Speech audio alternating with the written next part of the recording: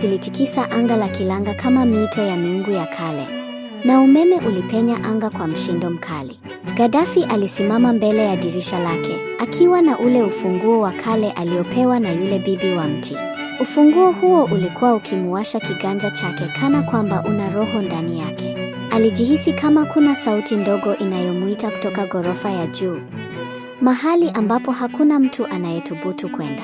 Palikuwa ni eneo lililozuiwa, na hakuna mkazi wa Kilanga House aliyewahi kufika huko wala kueleza kilichopo juu kabisa ya jumba hilo.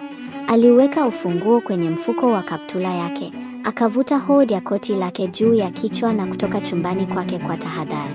Korido ilikuwa kimya sana, mpaka hata mlio wa maji kutoka kwenye mabomba ya zamani ulisikika kama kelele ya sauti ya mauti. Sakafu ilikuwa na unyevunyevu, na taa za koridoni ziliwaka kwa madoido. Moja ikiwaka, nyingine ikiwaka nusu, nyingine ikiwa imekufa kabisa. Alipopanda ngazi za mbao zilizozeeka, kila hatua aliyoichukua ilisababisha mlio wa mbao kupiga kelele ya riki, ikionyesha umri wa jengo hili la ajabu. Hatimaye alifika mbele ya mlango